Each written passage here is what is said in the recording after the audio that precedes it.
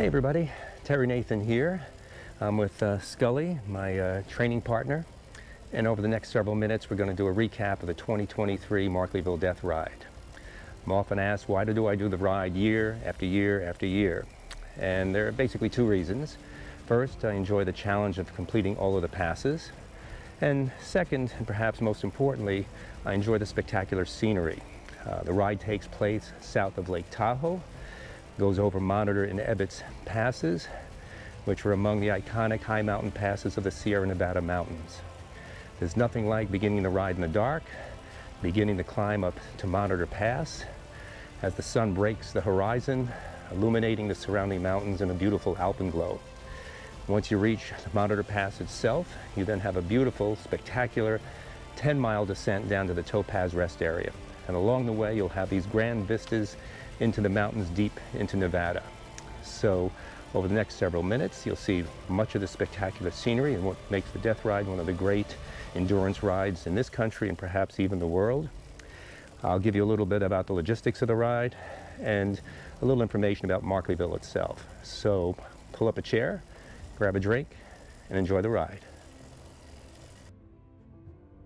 Markleeville is about 30 miles from South Lake Tahoe. Founded in 1861, Markleeville sits in the shadow of the high peaks of the Sierra Nevada mountains.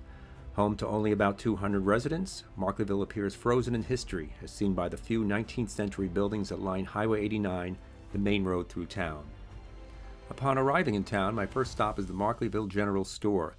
Built in the 1880s, it provides anything you might need in a pinch, from beer and wine to fishing supplies. Across the street from the store is the Cutthroat Brewing Company, which is housed in what was originally the Alpine Hotel, a way station for travelers at the turn of the 20th century. And across the street from the Cutthroat is the Stonefly Restaurant, where I have my traditional post-Death Ride dinner.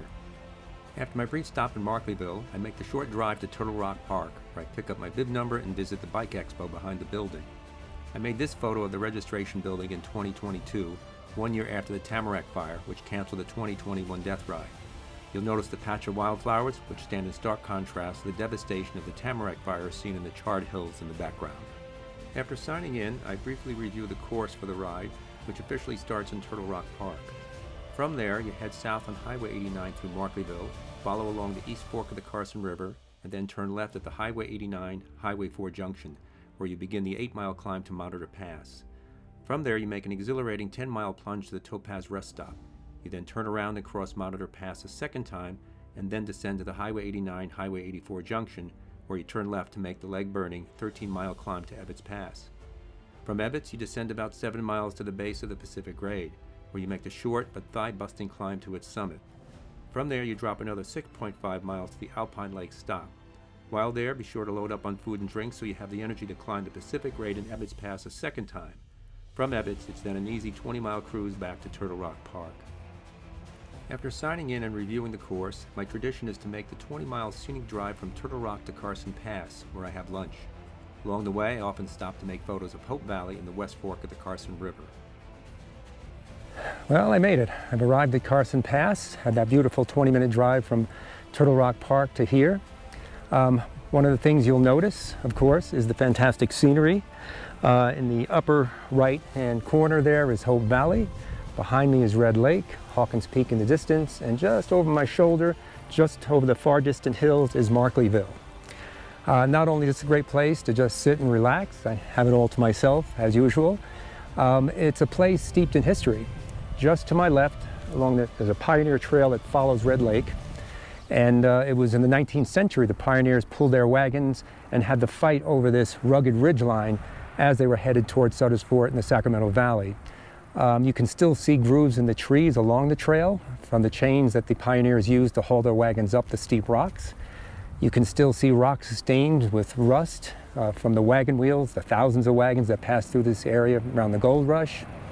And along the trail you can actually see some pioneer graves. I think they're marked around the 1850s, right around the time of the gold rush.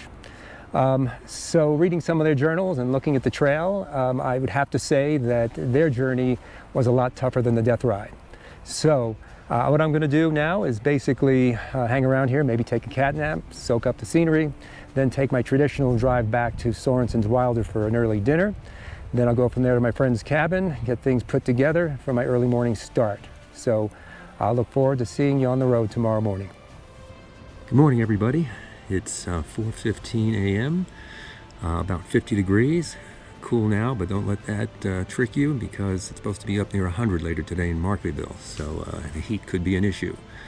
I'm parked here in front of the Cutthroat Saloon, making my final preparations to get on the road. Take me about 5 minutes or so, 10 minutes, and it should be a great adventure today. This will be my 11th consecutive death ride. Looking forward to it, and I'll keep you posted along the way.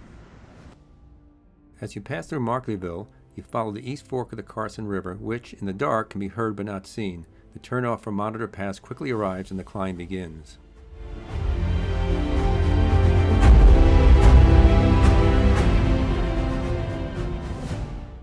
All right, thanks for helping out. You hear the faint sound of the bagpiper luring the riders up to Monitor Pass, just up ahead.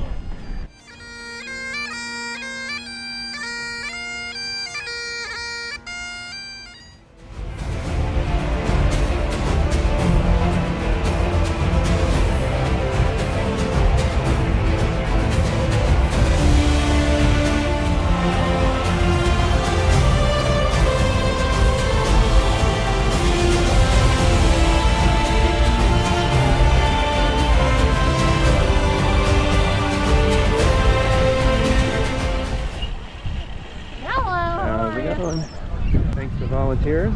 Great. Did you make them? That's right. I did man. For you with those cold hands. They're great. I think I'll have some. Leaving the Topaz rest stop. Climb begins back up to Monitor Pass.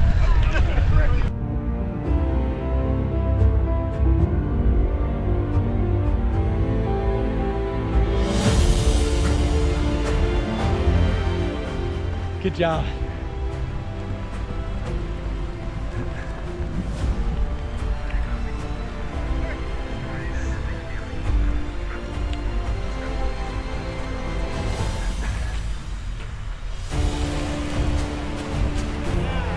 You guys are fast. Good pit crew. Good job. Thank you. For your water bottle, if you need water.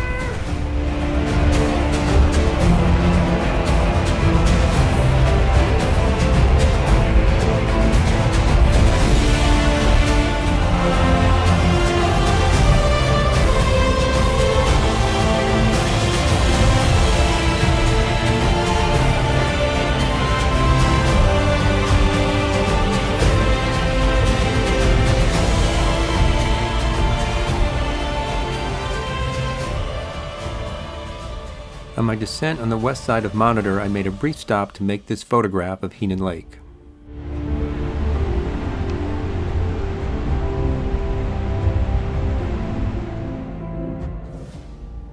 On the climb up to EBBETTS Pass, about 2 miles south of the Wolf Creek lunch stop, is the Scosa Brothers Cow Camp, which dates to 1881. About a mile from EBBETTS Pass is Kinney Reservoir, a great place to enjoy the scenery and cool off before making the final push to the summit.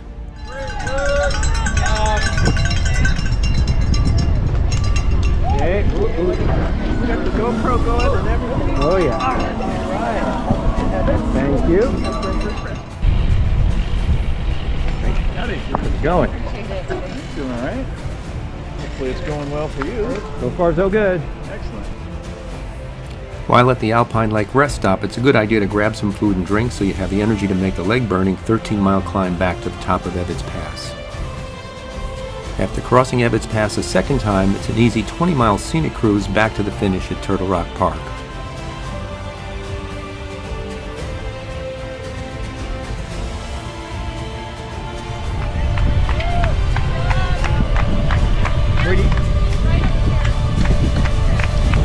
Where's the board's inside? The Board sign? is inside, food is inside. We'll send you an email with a link for your finisher's jersey, so you don't have to do anything except deal with that when you get the email. I've been talking all day. Poster, food inside, bike valet, other end of the lot. Great, thank you. Okay.